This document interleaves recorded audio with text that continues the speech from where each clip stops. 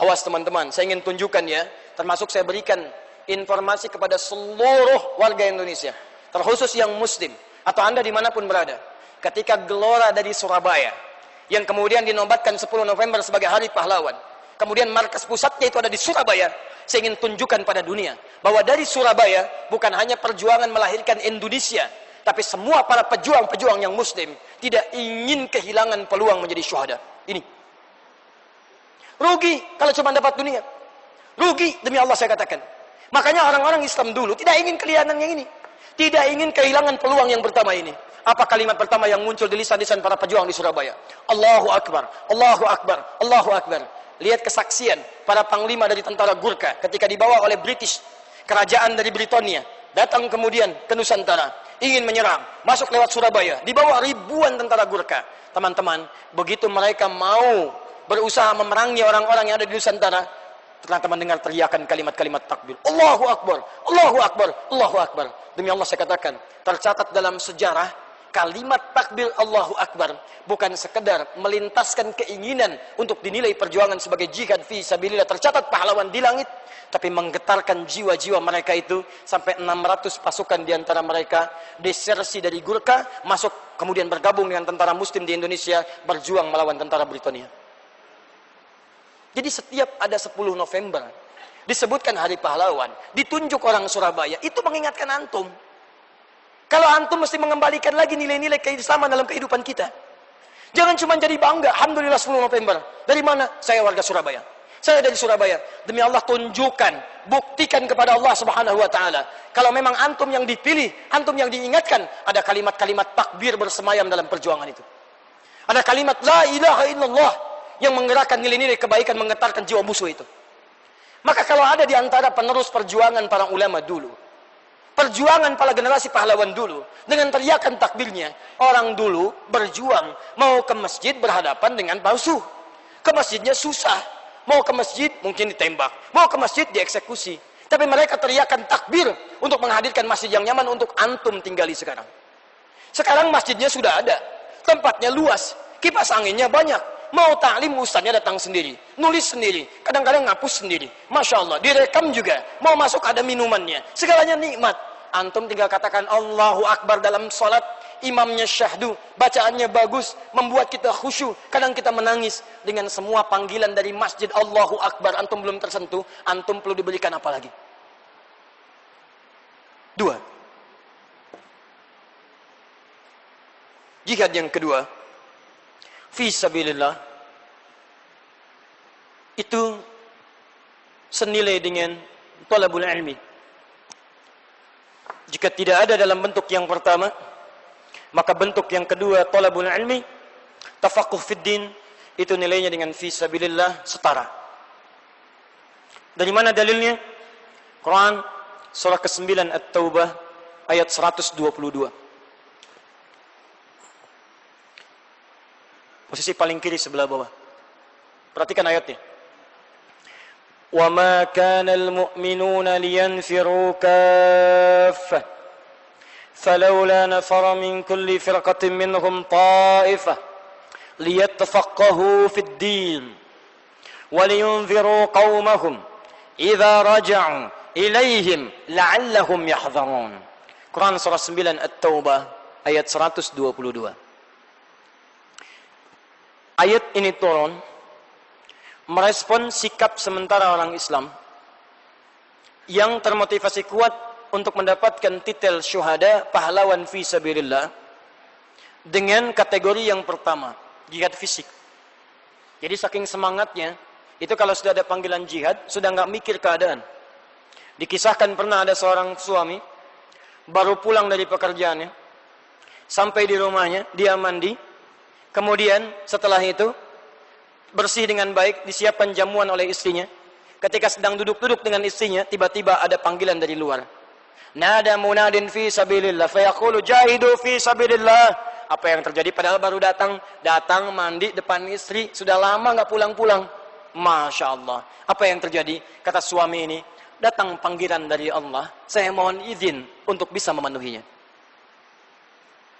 Tanyakan pada istri antum yang ada di bawah. Antum sudah lama nggak pulang. Masya Allah. Nama antum Tayyib. 2 kali puasa, 2 kali lebaran nggak pulang-pulang. Tayyib. Begitu pulang, sedang istri bersama-sama ada panggilan. Jahidu fi sabilillah, jihad, jihad, jihad. Kira-kira respon antum dan istri bagaimana? Coba lihat bagaimana panggilan jiwa keimanan para sahabat. Dia tidak mengatakan, ada gelombang kedua enggak? Tidak. Tapi tiba-tiba langsung meninggalkan dan pamit pada istrinya. Dan hebatnya, istrinya tidak berkeluh kesah. Dia katakan, pergi berjuang, saya jaga tempat tinggal dan kehormatan di keluarga ini. Pergi, pergi, pergi. Semangat ini menjadikan beberapa tempat untuk berjuang di sisi lain menjadi kosong, termasuk majlis ilmu. Maka turunlah ayat, وَمَا كَانَ الْمُؤْمِنُونَ لِيَنْفِرُوا كَافَّةً. Tidak semestinya semua orang-orang beriman berjuang semua secara fisik. Jangan semua pergi berjuang secara fisik. فَلَوْلَا نَفَرَ مِنْ كُلِّ فِرْقَةٍ مِنْهُمْ طَائِفَةٌ. Mesti ada sebagian di antara mereka walaupun segelintir. لِيَتَّفَقَّهُوا فِي الدِّينِ. Untuk berjuang jihad fi sabilillah dengan sisi yang lain. Apa itu? Tafaqquh fid din. Talabul ilmi, belajar. Tafaqquh fid din, belajar. Masya Allah. Para ulama mengomentari, di antaranya buka tafsir Al-Maraghi karya Syekh Mustafa Al-Maraghi. Beliau menafsirkan ayat ini dengan mengatakan, ketika Allah Subhanahu wa taala mengalihkan orang berjihad dengan fisik kepada talabul ilmi, maka ini menjadi petunjuk bahwa kegiatan tafaqquh fid din sama nilainya dengan jihad fi sabilillah, setara. Bahkan jika tuntunan jihad ini tidak ada tuntutannya, tidak ada momentumnya, maka talabul ilmi tafaqquh fid din ini menduduki nomor yang pertama untuk bisa mendapatkan titel pahlawan dalam gelar fi sabilillah. Teman-teman, perhatikan nomor 2, tafaqquh fid din, belajar. Dan itu dinilai oleh Al-Quran langsung sebagai bagian dari fi sabilillah. Dan silakan antum lihat, bukankah Nabi menggabungkan antara pola belajar dengan perjuangan fisik? Ketika terjadi perang Badar, peperangan sebelumnya, sebagian ditawan, Nabi jadikan sebagian dari tawanan untuk mengajari orang-orang Islam. Ajari baca, ajari tulis. Sebagian berperang, Nabi punya ahlus sufah di Madinah. Ada yang diajarkan tentang keislaman, ajarkan Al-Quran, ajarkan hadis, ajarkan syariat. Maka pelajaran-pelajaran menempuh perjuangan untuk belajar itu dinilai sama dengan fi sabilillah, dengan jihad. Makanya orang yang belajar melangkahkan kakinya ikhlas dengan kategori tafaqquh fid din, hadis riwayat Ibnu Majah. Nomor hadis 233 dari sahabat Abu Darda radhiyallahu taala anhu. Seperti mujahid pergi ke medan perang, menekapkan langkahnya untuk berjuang di jalan Allah, dan dihitung setiap derap langkahnya mengantarkan dia ke surga, maka ini pun dihitung langsung menurut sabda Nabi melangkahkan dia ke surga. Perhatikan kalimatnya, man salaka tariqan yaltamisu fihi ilman sahhalallahu lahu tariqan ilal jannah. Siapa yang menyiapkan dirinya menempuh langkah menuju majlis ilmu untuk belajar tuntunan syariatnya, maka setiap langkahnya dihitung sebagai langkah yang meringankan dia ke surga. Anda lihat ya, dari sekian banyak orang-orang yang hadir di sekitaran kita saat ini, kenapa cuman Anda yang diinginkan oleh Allah Subhanahu wa taala untuk mendapatkan predikat yang kedua ini? Teman-teman, tuntutan jihad yang pertama tidak ada saat ini di sekitaran kita. Tidak ada yang dilukai, tidak ada yang diserang dan sebagainya. Maka peluang kita menjadi pahlawan yang diukir di langit muncul di nomor 2. Dan berita baiknya, dari sekian manusia yang hidup sampai saat ini, antum termasuk yang diringankan oleh Allah Subhanahu wa taala mendapatkan yang kedua ini. Tidak cukup dengan amin, kita harus turunkan kriterianya. Lihat sini. Apakah setiap majlis ilmu berpeluang menahbiskan antum sebagai pahlawan jika hadir di dalamnya dan dituliskan fi sabilillah? Kalla, ternyata tidak. Dia harus punya 3 kategori. 1, tafaqquh fid din. Tafaqquh, pembelajarannya disebut dengan tafaqquh dari kata fiqh. Bila sifat ilmunya disebut dengan fiqh. 2, Quran surah ke-58 ayat ke-11. Bila ilmu yang dipelajari, yarfa'illahu alladhina amanu minkum, bisa meningkatkan keimanan antum di hadapan Allah Subhanahu wa taala. 3, di ayat yang sama, awas, walladzina utul ilma darajat, bila ilmu yang antum pelajari bisa menambah pengetahuan antum, tambah pengetahuan. Dan semua dilakukan karena Allah Subhanahu wa taala. Quran surah 96 ayat yang pertama. Iqra bismi rabbik. Bukan bismil ustad. Bukan bismi aqua. Bukan bismi snack. Bukan bismi oleh-oleh. Bismi rabbik, atas nama Rabbmu. Karena Allah Subhanahu wa taala. Perhatikan sini baik-baik. Satu, kalau antum mencari tempat untuk belajar yang dengan pelajaran itu bisa mengantarkan antum ke surga dan dituliskan antum sebagai pahlawan dalam ukiran Al-Quran dan Sunnah, tertulis kuat nanti dalam sisi Allah Subhanahu wa taala, syarat pertama fikih. Fikih itu artinya paham, mengerti. Jadi kalau antum cari majlis ilmu, jangan cuma datang dengan keramaian. Saya pun tak suka bila antum datang dengan penuh keramaian. Jika hanya yang dicari keramaiannya saja. Alhamdulillah sekarang tren belajar banyak. Di sini banyak, sini semangat, situ semangat, kita syukuri, alhamdulillah. Tapi harus kita arahkan pada hal yang bisa memahamkan tentang agama kita. Kalau antum datang ke majlis ilmu, maaf, pelajaran antum tidak memahamkan tentang ketentuan agama antum, ada yang salah di majlis itu.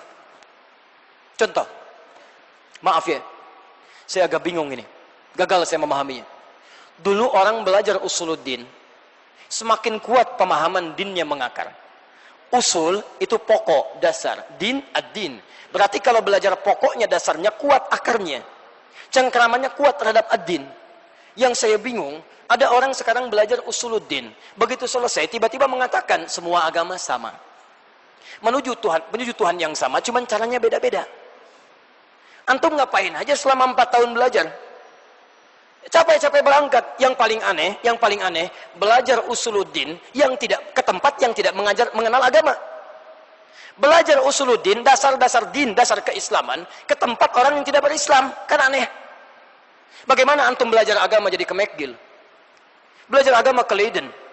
Belajar agama keluar ke tempat-tempat di orientalis yang tidak pernah mengajarkan keislaman. Sholat juga tidak, syahadat juga tidak, baca Quran juga tidak. Antum belajar tentang keislaman, apa yang antum dapatkan dari situ? Makanya kadang pulang-pulang ke tanah air pada konslet. Beda kalimatnya. Disebutkan di hadis riwayat Muslim, nomor hadis ke-111, jilid yang pertama, bab yang keempat, hadis yang ke-6, posisi paling kiri sebelah atas. Riwayat sahabat Abu Hurairah radhiyallahu taala anhu. Disebut oleh Nabi, ada manusia paling aneh di muka bumi di akhir-akhir masa. Sayati alaikum zamanun. Ada riwayat yang mengatakan sayati fi akhir ummati dajjaluna kadzabun. Akan muncul di akhir masa nanti orang-orang pintar yang banyak berdusta. Dustanya bukan masalah bisnis. Kalau dusta masalah bisnis, dusta masalah bisnis, orang jahiliyah sudah jagoan.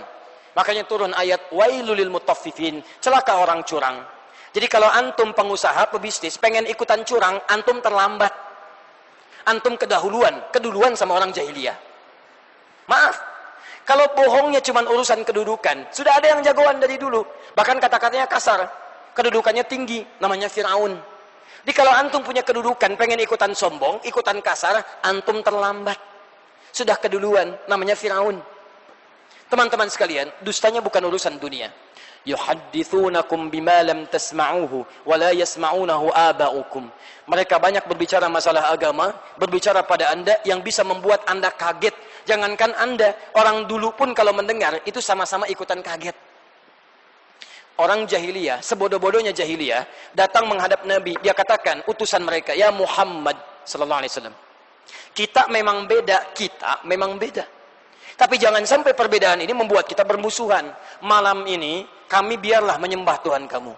Besok pagi, kamu nyembah Tuhan kami. Mereka katakan, kita memang beda. Turun satu surah Al-Kafirun. Kuliah ayyuhal kafirun. Sebodoh-bodohnya orang jahiliyah masih tahu ada perbedaan dalam keyakinan. Kita memang beda. Sepintar-pintar orang sekarang, maaf, sudah bebas keluar dari zaman jahiliyah, bisa mengatakan semua agama sama. Kata Nabi, jangankan kita, orang jahiliyah kalau dengar ikutan kaget. Loh, kaget. Luar biasa. Dan kalau bicara kalimatnya menarik, retorikanya cantik. Quran surah kedua Al-Baqarah ayat 204 paling kiri sebelah atas. وَمِنَ النَّاسِ مَنْ يُعْجِبُكَ قَوْلُهُ فِي الْحَيَاةِ الدُّنْيَا وَيُشْهِدُ اللَّهَ عَلَى مَا فِي قَلْبِهِ وَهُوَ أَلَدُّ الْخِصَامِ. Anda akan dapati dari sementara orang, kalau bicara kata-katanya menarik, retorikanya cantik, yang dia tuju urusan dunia, cuman kadang-kadang bawa ayat-ayat Quran. Ketahuilah, itu musuh yang paling bahaya. Itu musuh yang paling bahaya. Kalau ada yang demikian, jangan investasikan waktu Anda, tenaga Anda, uang Anda untuk menghadiri majlisnya. Kaidah Qur'annya, jangan dicela. Terlalu mahal lisan kita dan energi kita untuk mengeluarkan celaan pada yang demikian. Gak usah dicela. Karena memang sudah tercela. Mencela yang sudah tercela, buang-buang energi. Buang-buang energi. Sama dengan antum ingin dipuji pada yang tidak punya pujian, buang-buang waktu. Antum jangan ingin dipuji kalau pada diri antum tidak layak dapat pujian. Seperti halnya antum jangan takut dicela kalau dalam diri antum ada yang tidak layak untuk dicela. Marah pada pencela yang tidak ada celaan pada diri antum, buang energi. Sama dengan mencela seseorang yang sudah tercela, buang-buang waktu. Makanya lebih baik lisan antum dipakai baca Al-Quran. Satu hurufnya 10 kebaikan. Tulis status yang baik-baik. Yang seperti itu kaidahnya. Quran surah keempat An-Nisa ayat 140. Paling kiri sebelah bawah. وَقَدْ نَزَّلَ عَلَيْكُمْ فِي الْكِتَابِ. Telah tetap ketentuan dalam Al-Quran. أَنْ إِذَا سَمِعْتُمْ آيَاتِ اللَّهِ يُكْفَرُ بِهَا وَيُسْتَهْزَأُ بِهَا فَلَا تَقْعُدُوا مَعَهُمْ. Telah tetap ketentuan dalam Al-Quran. Kalau ada orang-orang mengolok-olok ayat Allah atau mengingkarinya, jangan buang-buang waktu menyertainya. Tinggalkan majlisnya, tinggalkan bacaannya, tinggalkan pendengarannya. Jauhi, cukup itu saja. Dan hebatnya, mengisolasi yang seperti itu bukan karena ingin kita menghinakannya, tapi supaya dia kembali sadar bahwa ada yang salah dalam dirinya. Lihat kalimat Qur'annya, hatta yakhudu fi haditsin ghairi. Kami lakukan itu bukan sekedar ingin menjerumuskannya, tapi supaya dia mikir ada yang salah dalam dirinya, supaya dia kembali lagi. Kalau sudah kembali, ambil kebaikannya. Perhatikan, innakum idzam misluhum. Kalau antum ikuti yang seperti itu, lama-lama antum seperti mereka nantinya. Enggak sholat juga. Maaf, azan di tempat orang lain. Di masjid sendiri, enggak ada yang azan. Di tempat ibadah orang lain, pada azan. Antum sehat. Dulu ada orang azan, satu komplek Ustaz. Jam 9 pagi, azan. Allahu Akbar, Allahu Akbar. Marah sekomplek datang, RT-nya, RW-nya. Gila kamu, azan jam 9 begini. Kata orang yang azan, kalian yang gila. Saya azan tadi subuh jam 4, gak ada yang datang. Kok saya azan jam 9 pada datang? Ya. Dulu orang berjihad dengan takbir. Masa sekarang antum dipanggil takbir gak pada datang? Di teman-teman sekalian, bagian kedua. Fisabilillah, belajar yang memahamkan antum agama. Kalau sudah paham, meningkat keimanan kita. Kalau sudah paham, ilmu kita meningkat. Saya pun katakan pada anda, kalau anda belajar dengan saya dimanapun, dan pelajaran saya tidak membuat anda meningkat pengetahuan, lebih dekat dengan Allah, paham agama anda, maaf, tinggalkan saya, cari ustadz lain yang bisa memahamkan anda. Tinggalkan, karena tidak ada kebaikan pada diri saya. Dan saya katakan, jangan hanya merujuk pada saya, cari ustadz-ustadz lain. Sempurnakan keilmuan kita. Karena Allah tidak menitipkan seluruh ilmu pada seseorang. Imam Malik punya kemuliaan. Abu Hanifah punya kemuliaan. Imam Asy-Syafi'i punya kemuliaan. Maaf, Imam Ahmad bin Hanbal punya kemuliaan. Ayo, banyak di sekitaran ustadz-ustadz kita. Ambil ilmunya. Ambil kebaikannya. Antum tidak suka, jangan sampai ketidaksukaan antum menghilangkan keadilan dalam kehidupan antum. Quran surah ke-5 ayat ke-8 paling kanan sebelah bawah. Wala yajrimannakum syana'anu qaumin alla ta'dilu. I'dilu huwa aqrabu littaqwa. Jangan sampai rasa tidak suka antum pada seseorang menepikan antum jadi tidak adil dalam kehidupan. Boleh tidak suka, tapi kalau ada ilmu yang baik ambil. Ambil. Saya katakan pada siapapun, ustaz-ustaz kita itu Masya Allah, dari ormas manapun, dari manapun semacam menekatkan kita dengan Allah, ambil ilmunya, ambil. Silahkan, saya lihat Masya Allah banyak yang baik-baik sekarang. Ya, ada Ustaz Firanda, ambil ilmunya dalam hal akidah dan sebagainya. Ada Ustaz Khalid Basalama, ambil ilmunya. Ya, dalam sirah nabawiyah dan sebagainya. Ada di sini Ustaz Syafiq mungkin dekat ke Surabaya, ambil ilmunya. Ya, ada Ustaz Abdul Somad yang di Riau, ambil ilmunya. Anda tidak sepakat, tinggalkan yang tidak sepakatnya. Kebaikannya ambil untuk Anda. Ada kebaikan di situ. Ada Ustaz Salim Fillah yang dari Jogja. Ada yang muda-muda sekarang. Ada ulama-ulama kita. Ada habaib, ada masyayikh. Saatnya kita tinggalkan yang tidak penting. Tinggalkan. Sekarang saatnya kita berubah. Mau sampai kapan antum saling bersikap seperti itu? Sampai kapan mau saling cela? Sampai kapan mau saling merasa benar sendiri? Sampai kapan mau saling merasa hebat? Yang paling gampang, ambil semua kebaikan. Jika tidak sepakat, tinggalkan. Ukurannya 2. Sesuai Al-Quran, sesuai sunnah, ambil. Tidak sesuai, antum boleh tinggalkan. Jelas sampai sini? Termasuk saya. Sekali lagi, jika pelajaran saya tidak menghadirkan ketakwaan dalam pandangan Allah, tinggalkan saya. Ambil kemudian ustadz-ustadz lain yang bermanfaat. Dan jauhi sikap yang tidak bermanfaat. Ini kadang-kadang aneh. Sudah antum tidak suka, diikutin juga. Setelah itu antum mencela. Aneh itu. Demi Allah saya katakan aneh. Mungkin antum terlampau lelah di situ. Ya. Jelas ya?